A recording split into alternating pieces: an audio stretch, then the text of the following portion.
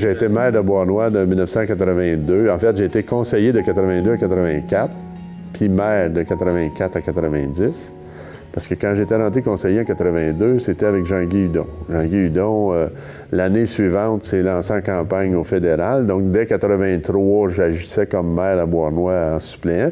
Et Jean-Guy ayant été élu en 84, moi, j'ai été nommé maire à ce moment-là officiellement. Donc, de 84 à 90, j'ai fait 2 mandats. Après ça, je me suis retiré. Je suis allé chez nous pour me ressourcer parce que j'ai toujours pensé que 2 mandats, c'était le bon move pour y donner son 110 %, comme on dirait dans le sport. Je suis reparti, puis je suis revenu en 2009 parce que je sentais très clairement que la ville de Beauharnois n'était pas prête du tout à recevoir l'autoroute 30. Et on aurait passé à côté de choses absolument extraordinaires parce qu'on n'avait pas de parc industriel, on n'avait pas d'accès à l'autoroute. La ville avait même refusé, la ville de Ménageville avait refusé la 3e sortie d'autoroute. Ils n'en voulaient pas parce que pour toutes sortes de raisons lesquelles je ne m'étendrai pas, mais ça n'avait pas d'allure. Donc, il nous manquait une sortie d'autoroute, on n'avait pas d'espace commercial, on n'avait pas d'espace industriel, on n'était pas capable du tout de bénéficier de l'arrivée de l'autoroute. C'est pour ça que je suis venu en 2009 et c'est là-dessus qu'on a travaillé pendant 8 ans. Fait que c'est vraiment là, parce que c'est sûr, là, vous aviez, votre carrière, vous travailliez à la... Moi, j'étais directeur général de la commission scolaire jusqu'en 2008.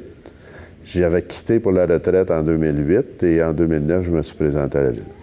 C'était vraiment, c'était clair, la 30 s'en venait. C'était clair. Moi, je voulais reprendre. Tu sais, Beauharnois a été pendant, je dirais, reculons en 2009, là, les 20 années avant, Beauharnois a vécu une succession de fermetures d'usines, une par derrière l'autre. Puis si on remonte dans les années 70, là, c'est à partir de la Kilgore. Kilgore a fermé, après ça a été Chromasco qui a fermé, après ça a été Elkem qui a fermé, après ça a été Domtar qui a fermé, après ça a été Alcan qui a fermé. Donc, une par derrière l'autre, on s'est retrouvé avec pas loin de 2000 emplois perdus, sans compter, évidemment, les emplois secondaires à ça. Tu sais, en économie, un emploi dans une industrie, ça en génère au moins une en à côté. Et c'est un fait, là, tu sais, les entrepreneurs en électricité ou en plomberie, en mécanique, qui travaillaient essentiellement presque à 100 % pour ces usines-là, du jour au lendemain, ils sont disparus de la carte. Donc, enlève 2000 emplois dans une ville qui en comptait 6000 à ce moment-là, tu imagines l'effet que ça peut avoir économiquement. Donc, ça a été du placardage de commerce, des fermetures. C'est ça qu'on a vécu pendant 20 ans. Il y a eu une espèce de soubresaut. Moi, quand j'étais là, de 82 à 90, on avait recommencé un peu à avoir de l'espoir avec la réfection du centre-ville, le dossier de la marina qu'on avait fait. Quand je suis parti, malheureusement, les successeurs ont laissé mourir ça. Ils n'ont jamais poursuivi le dossier de centre-ville. Ils ont fermé la marina, elle a passé au feu, puis le conseil a trouvé que ça ne valait pas la peine de réparer les quais. Fait qu'ils ont fermé la marina, tout simplement. Ils ont viré la place du marché en parking. On était en train de s'enliser encore plus creux que là où on avait été. Et si on n'avait pas donné un coup de barre, ça aurait continué malgré l'arrivée de l'autoroute. C'est ça que les gens doivent comprendre, là, une autoroute, ça n'arrive pas avec son développement automatique. Il faut que tu sois prêt à le recevoir. Sans ça, fallait le long de l'autoroute, tu vas en trouver plein de places qui n'ont pas bénéficié de l'effet de l'autoroute parce qu'ils n'étaient pas prêts à ça. Le 2 mandats, ça semblait important aussi pour vous? Ben moi, c'est important. C'est pas de règle définitive à ça, là. Moi, je trouve, pour moi, personnellement, c'est parce que j'ai travaillé, écoute, je suis arrivé à la ville de Beauharnois et je dois avoir fait 60 heures par semaine pendant les 8 ans que j'étais là. Je te dirais presque que j'ai travaillé plus comme maire de la ville que je travaillais comme DG de la commission scolaire. C'est extrêmement accaparant. Je me suis impliqué dans la région, j'ai tout fait. Mais c'est épuisant aussi faire ça. Par contre, moi, je calcule que dans un premier mandat, tu planifies ce que tu veux faire. Dans le deuxième mandat, tu enclenches la réalisation. Tant mieux si tu es capable de finir. Un troisième mandat, effectivement, m'aurait permis de compléter 90 % des dossiers qui ont été entamés. Mais bon, quelqu'un d'autre va se charger de les compléter. Je te dirais que comparativement à la dernière fois, aujourd'hui, les projets de développement sont beaucoup plus coulés dans le béton qu'ils l'étaient en 90 quand j'étais parti. On ne refermera pas la marina une deuxième fois, puis on ne refera pas le centre-ville qui va être fait au printemps. On ne fermera pas le parc industriel parce que sortir d'IKEA de là, il n'y a pas personne qui va être capable de le faire. Ils ont planté à peu près 5000 pieds pour être ancrés dans le fond, là. Fait que on ne peut pas avoir une meilleure image comme quoi maintenant le développement, il est vraiment ancré solide, là.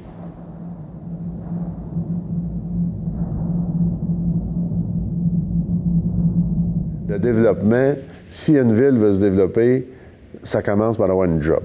Tes citoyens, là, pour qu'ils vivent bien, qu'il y ait une qualité de vie, il faut que tu commences par travailler. Donc, le premier objectif, ça a été de s'attaquer au parc industriel. On a été extrêmement chanceux d'avoir une entreprise comme Rio Tinto Alcan qui a accepté de nous céder ces installations après les avoir décontaminées pour une pièce. C'est quand même 8,5 millions qu'Alcan a investi pour décontaminer le site et ses bâtiments, puis ils nous ont donné ça pour une pièce. Moi, j'ai vécu, on a vu à Bois-Noir des entreprises qui ont fermé avant. Domtar, entre autres, est parti en nous laissant la bâtisse, ses bras, qui est encore pourri, qui est encore en train de tomber à terre, qui est incendié 2 fois. Elkem a fait pareil avec les installations, et pourtant, Elkem, c'était l'entreprise la plus productive au monde de la société Elkem quand ils ont décidé de la fermer, transférer les installations aux États-Unis, puis fermer boutique, puis mettre tout le monde à pied. Ça a été pareil avec Chromasco, ça a été pareil avec Kilgore avant. Ces entreprises-là sont parties. Alcan, quand ils ont décidé de fermer, eux autres ont quand même gardé une partie de leurs opérations, le centre de coulée, mais en plus, ils ont accepté qu'il y avait un rôle social à jouer. Ils ont créé un fonds de développement de 800 000 pour aider des entreprises qui partaient à Bois-Noir. Ils ont décontaminé le site et nous l'ont donné pour une pièce. Et l'effet de renouveau, il est venu de là. T'sais, quand on a eu ça et qu'on s'est reviré de bord, et avec Montréal International, on est allé chercher OVH. On a changé une entreprise de fonderie des années 40 à une entreprise informatique des années 2000. Du jour au lendemain, ça a été un virage, je dirais pas à 360 degrés, ça revenait à la même place, là, mais mettons un virage complet vers une modernisation complète. En même temps, Hydro-Québec a accepté de discuter avec nous et de nous vendre 15 millions de pieds carrés de terrain pour créer un parc industriel. Ça, ces deux éléments-là, c'est clairement le point majeur, le point de départ du développement. Là. Mais en même temps que ça, on a travaillé à acquérir des terrains. On avait déjà des terrains à proximité du chemin de la Beauce. On a acquis d'autres du ministère des Transports dans le même temps et aussi rapidement pour créer un pôle commercial. On est très conscient. Quand tu as des jobs, si le monde, qu'est-ce qu'ils veulent après ça? C'est des commerces pour s'alimenter, se fournir, des affaires de base. Après ça, c'est des résidences pour rester, puis après ça, des services comme les loisirs, la culture. Donc, ce qu'on a fait, on a parti le parc industriel, on a parti le développement commercial, et c'est quand même 46 millions qui ont été investis. Tu sais, je disais il n'y a pas longtemps, là, quand j'allais il y a 3 semaines sur Google Maps, puis je lisais, j'allais au coin de Boulevard Cadieux, j'avais un tracé de route, des champs de patates en friche, qu'il n'y avait rien. C'est quand même sur Internet encore actuellement. Là. Ça veut dire qu'il y a 5 ans, si tu étais passé sur le Boulevard Cadieux, tu aurais eu plein de trous, un petit chemin étroit qui virait comme ça, pas d'éclairage dessus, des champs en friche à côté, rien du tout. Aujourd'hui, tu as un centre commercial qui fait l'envie de tout le monde. Il y a 46 millions d'investissements. Il y a 600 jobs qui ont été créés dans ça en l'espace de 5 ans, juste dans la partie commerciale. Puis il y en a un autre pôle qui est en train de se bâtir à côté. Là, on va s'attaquer au centre-ville. Ça va être le reste. Mais en même temps, tu as eu plein... Tu sais, le secteur S à Maple Grove, si tu vas là aujourd'hui, moi, quand je suis arrivé en 2009, il y avait plein de terres encore de disponibles. Il n'y a plus un terrain de disponible dans Maple Grove. Là, tout est vendu, occupé à 100 %. Donc, il s'est créé un immense effet résidentiel aussi. Puis là, on commence à le traduire. Là, on est parti de 11 000 que on a passé le 12 000. Là, on a passé le cap du 13 000. On s'en va allègrement et rapidement vers 15 000. Là. Donc, le résidentiel a suivi. Ça fait au-dessus de 500 unités de logement qui s'ouvrent depuis les 4 dernières années, je dirais. Et il va s'en ouvrir probablement 2000 dans les 4 prochaines. Là. Et c'est clair que là, c'est parti. Là. En même temps que ça, tout le monde dit « Ah, tu avais mis l'accent sur l'industriel. » Oui, mais on a aussi renippé l'Arena pour faire des Jeux du Québec. On a bâti une bibliothèque. On a investi à peu près 1,5 million dans les parcs pour les enfants. On a créé des jeux d'eau un peu partout. On a réaménagé des parcs en mettant des modules. Faites le tour de la ville de Bois-Noir. On ne se reconnaît pas aujourd'hui par rapport à ce que c'était il y a 8 ans. Moi, je suis, je te dirais, extrêmement satisfait de ça.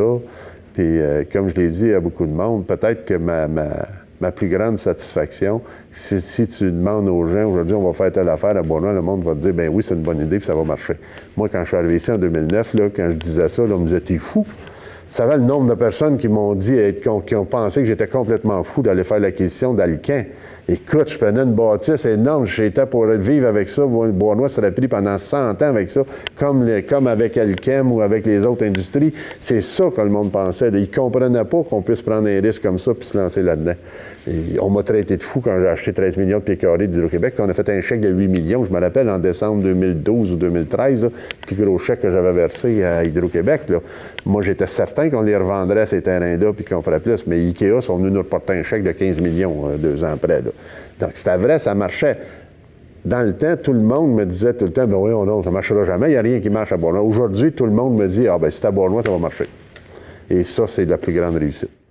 Et j'ai 2 volets à propos de ça. Premièrement, bon, vous aviez vos idées, on le croit, mais est-ce que justement, quand tout le monde nous traite de fous, est-ce qu'il y a un moment qu'on fait « Oh boy, On le calcule. On le calcule. Tu sais, le gros atout, la première affaire qu'on a faite en 2010, ça a été de faire un plan stratégique de développement durable. Et c'est quand même une grosse opération parce que moi, j'arrivais en 2010 dans une ville qui n'était pas habituée à dépenser. Là. Et on a risqué de mettre 500 000 $ dans des études puis des analyses parce que le plan stratégique Bois-Noir 2020, c'est pas juste une idée de Claude Hainaut un matin. Là. C'est des études d'ingénierie, c'est des études d'économistes, c'est des études sociales. On a donné des mandats. On est allé chercher une subvention de 260 000 du gouvernement fédéral, la Fédération canadienne des municipalités. Ça, personne ne savait que ça existait, ce programme-là. On est allé chercher ça, on s'est doté d'un plan stratégique.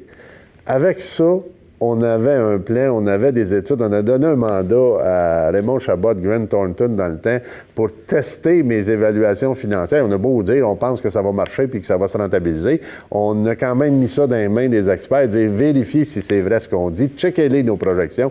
Ils les ont checkés, ils ont dit qu'on arrivait pile dedans, puis même qu'on était en dessous de ce que ça risquerait d'arriver parce qu'on avait été très conservateurs dans nos estimés. Fait que quand on me traitait de fou, je retournais lire mes documents, je m'assurais que j'étais bien là, et ça a déboulé, je te dirais, plus rapidement que ce qu'on estimait. Fait c'est sûr que des gros coups, l'arrivée d'OVH, on espérait revendre Alcan. Je pensais pas revendre Alcan avant qu'Alcan ait fini de dépoussiérer la bâtisse. Là. Parce qu'eux autres, ils avaient prévu faire ça sur 3-4 ans, la décontamination du terrain. Quand on les a squeezés, bien là, ils ont compris où on en était. Ils étaient avec nous autres dans ça, quand on est allé chercher OVH, et ils ont fait en 1 an ce qu'ils prévoyaient faire en 5 ans. Donc, ces 8 millions-là, eux autres, ils prévoyaient le dépenser sur le plus long. Ça aussi, c'est une contribution énorme d'Alcan. Donc ça a fait que tout a parti, mais ça a parti même plus vite. Puis là, l'arrivée d'OVH a changé l'image. Tu sais, il y a 10 entreprises aujourd'hui, 10 ou 11 d'installer sur le site d'Alcan. Ça n'existait pas avant. Il y a plus d'emplois sur le terrain de Rio Tinto Alcan qu'il y en avait avant qu'il ferme. Il y a plus de valeur industrielle qu'il y en avait avant qu'il ferme, puis il y a bien plus de revenus de taxes. Et là, je dis beaucoup plus de revenus de taxes qu'avant qu'il ferme. Donc, ça a été un succès à 100 % et tout le reste découle de ça, parce que ça nous a donné des ressources pour partir sur le parc industriel, oser un règlement d'emprunt de 30 millions. C'est pas juste l'achat qui a été risqué, là. Tu sais, le règlement d'emprunt pour les infrastructures du parc industriel, c'est 30 millions pour une ville qui avait un budget de 20 millions, qui avait un service de dette d'à peu près de 15 millions ou de 20 millions à ce moment-là. C'était prendre un morceau gros, là. On l'a avalé et tout le temps, la planification stratégique nous servait d'argument. Quand on est allé à Québec, on a dit on va emprunter 30 millions, ils ont commencé par nous demander si on savait ce qu'on faisait. Et quand ils ont vu les chiffres qu'ils ont vu les données, ils ont compris. Et on a eu raison de faire ça. Donc, essentiellement, ça a été de planifier en partant, puis après ça, de réaliser ce qu'on avait planifié. Aujourd'hui, Bois-Noir 2020, si tu reprends le catalogue de 2012 ou 2013, il est tout fait. On est rendu en 2020, donc on est comme 3 ans en avant.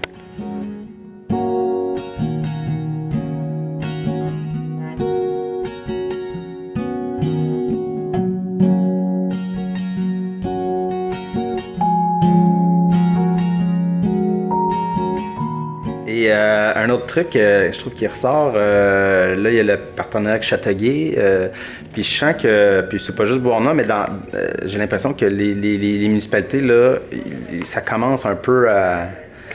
C'est primordial.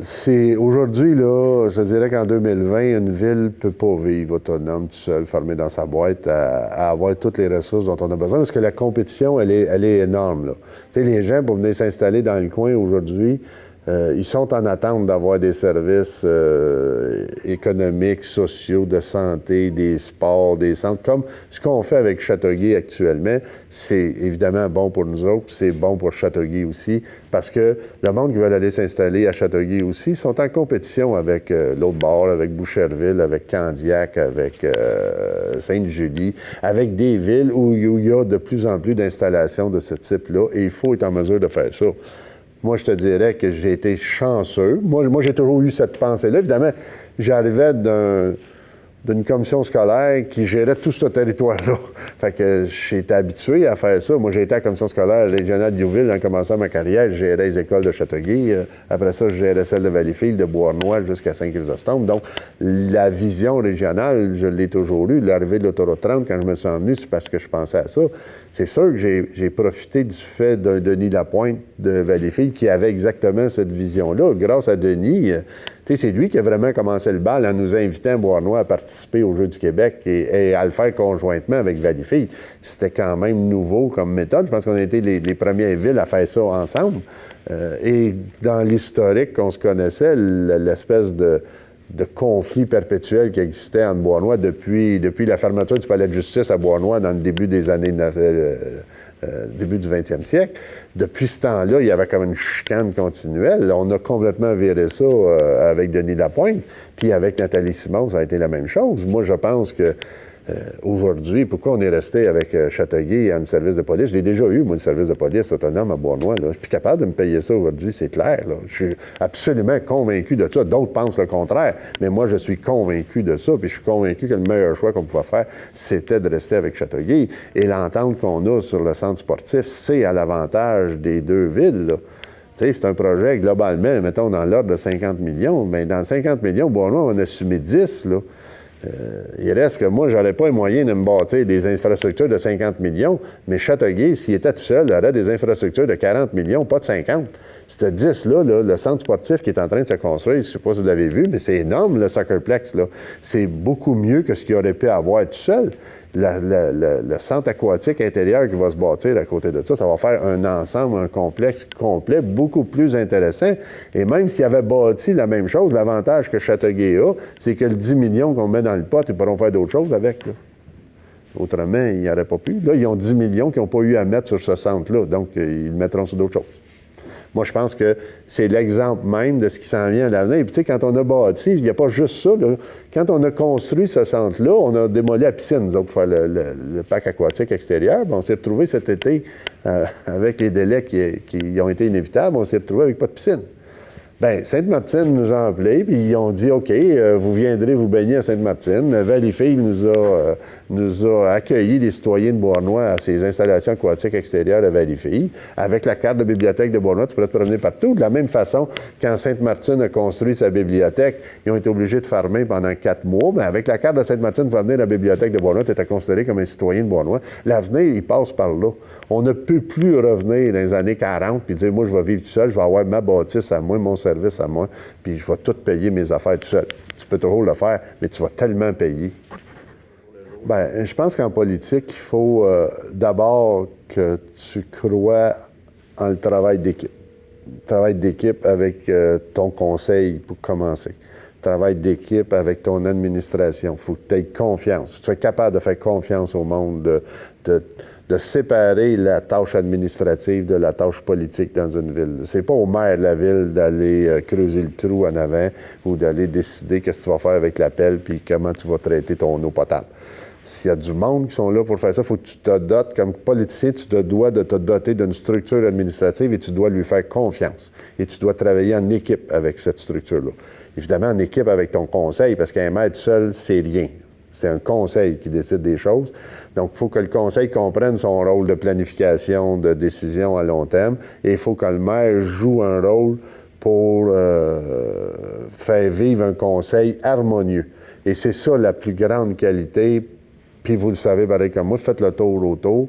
Allez dans une ville où t'es 4-4 avec voix prépondérante, la mairesse à tout bout de champ. C'est l'enfer de faire un pas, d'être obligé de reculer, puis de toujours de pas savoir sur quel pied tu vas danser avec le climat que ça donne. À Beauharnois, ce n'est pas le cas.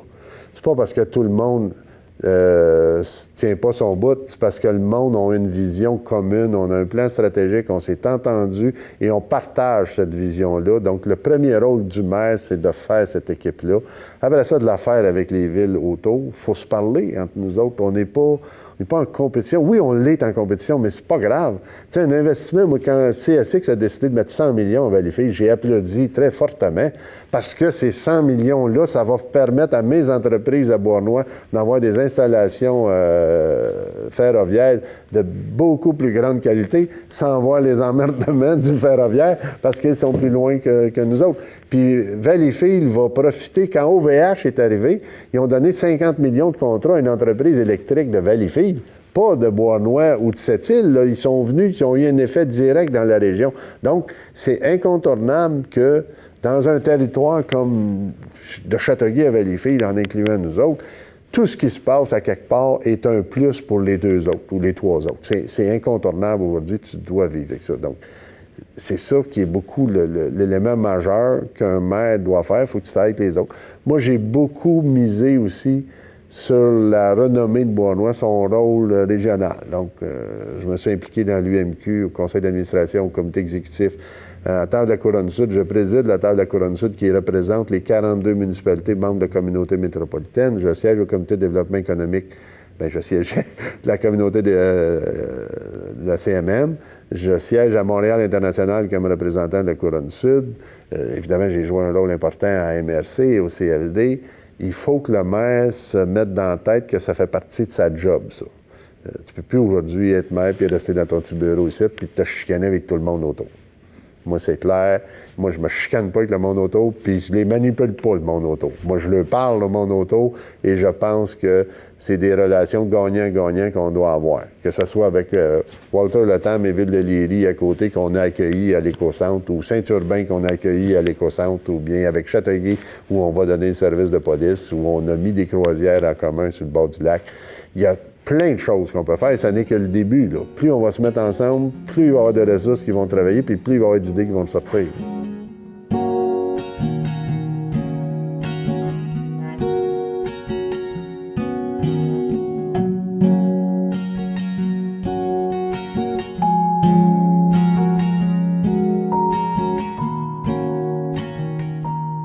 Extrêmement demandant. Puis là, je commence à le réaliser beaucoup plus. Là. Tu sais, mon agenda, à partir de la semaine prochaine, il est vide. C'est la première fois depuis 8 ans que j'ai pas un agenda où il n'y a pas au moins 2 rendez-vous par jour, là, tous les jours, incluant des fins de semaine. Là. Ça, c'est le changement phénoménal. C'est sûr que je vais m'ennuyer un bout, là, parce qu'il va falloir m'adapter à revivre cette situation-là, mais ça fait partie de la vie aujourd'hui. Puis moi, je pense que si on veut continuer, puis si Beauharnois veut prendre sa place d'une ville moyenne, là, on ne viendra pas non plus la ville de Châteauguay, puis on ne mangera pas tout ce beau monde-là. Là. Moi, je pense que Beauharnois, on est une ville qui va allègrement vivre à autour de 25 000 de population. On va demeurer une ville à caractère agricole beaucoup, parce qu'une grande partie du territoire est agricole. On va augmenter la densité dans le reste. On va être une ville autour de 25 000, avec des moyens financiers fort intéressants, une situation enviable, tous les services dont on a besoin. Puis je pense qu'on va être bon comme ça pour un grand bout de temps. Écoute, quand tu te fies sur les médias, il y a une image très négative des politiciens.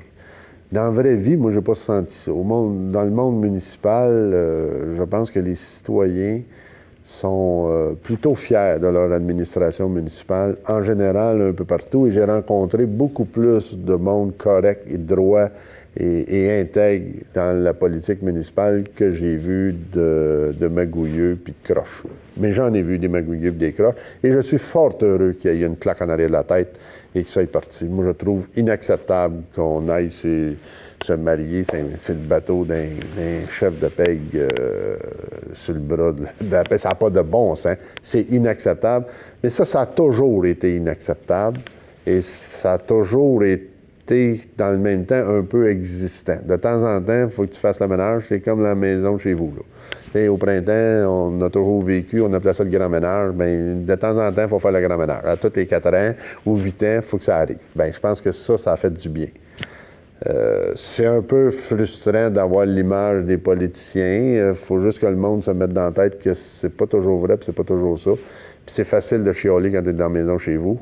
Viens t'asseoir au conseil de ville plus souvent. Viens prendre connaissance des dossiers. Tu vas peut-être t'apercevoir que c'est pas si drôle que ça. Tu sais, passer sur Spotted, puis je déblatérais après tout le monde. Ça, c'est facile. Tu es anonyme, tu es caché en dessous de la table, puis tous les peureux, c'est excellent pour eux autres, ça. Maintenant, si tu veux faire quelque chose, bien, viens en avant, mets ta tête sur la bûche, puis dis-le au monde que tu vas faire ça. Tu vas t'apercevoir que ça prend pas mal plus de courage que tu penses pour faire ça, et que les politiciens qui acceptent de le faire sont pas mal plus intègres, puis ont pas mal plus de colonnes que ce qu'on pense bien souvent. Est-ce que là, le 6 novembre, en fait, c'est fini? Est-ce que vous appréhendez un peu la suite ou juste... Bien, c'est sûr que j'appréhende un peu. C'est sûr que je vais là, je vais bien vivre. Je vais avoir un mois de vacances complet, là. Bon, après ça, je vais commencer à trouver que mon agenda est vide pas mal, là. Mais je désespère pas. Moi, je suis convaincu que je vais me trouver quelque chose à mon goût. Tu sais, je disais à quelqu'un... à MRC, on prend un toast à ma santé. Je disais, c'est peut-être pas la mienne que vous devriez le prendre. Moi, là, je magasine des passes de golf pour aller jouer avec mon petit-fils à partir du printemps prochain. Je m'en vais au salon voyage. Je vais me planifier quelque chose pour le printemps aussi. Inquiétez-vous pas trop. Je risque de bien m'occuper. Et je suis rendu à une étape aussi. Tu sais, je peux pas penser non plus, comme la dernière fois, que je vais peut-être revenir dans 20 ans, là. Soyons logiques. Moi, je pense que c'est vraiment une étape de ma vie qui se transfère, qui se passe, là. Mais là, je suis rendu les 2 petits-enfants, puis il est temps que je me consacre à d'autres choses, que je retrouve ma conjointe que j'ai laissée un peu chez nous depuis 8 ans, là, puis il reste encore bien des places. J'ai une liste bien longue de choses à aller visiter, là. Je vais me mettre là-dessus, puis peut-être que je retoucherai à des dossiers. J'exclus rien non plus, là. Puis est-ce que ça va faire de quoi de vous promener dans la ville puis de voir là des projets qui vont, des choses. Ah, Bien, j'espère que les projets vont se faire. J'espère de tout cœur que mon successeur et que les prochains conseils vont avoir à couper plein de rubans, là. Je leur souhaite vraiment ça beaucoup, beaucoup, beaucoup. C'est sûr que, contrairement à ce que bien du monde a véhiculé, je m'en vais pas, je me sauve pas de Bois-Noir, c'est ma ville. Moi, je suis né à Bois-Noir, mais mon père est né à Bois-Noir, mon grand-père, mon arrière-grand-père, je remonte 5 générations en arrière, et c'est vrai aussi du côté de ma mère. Je suis ancré ici solidement, je vais rester, puis j'espère que je vais voir la réalisation de tout ce qui a été lancé, puis toutes les nouvelles affaires qui vont sortir, parce que je ne désespère pas qu'il va en avoir d'autres.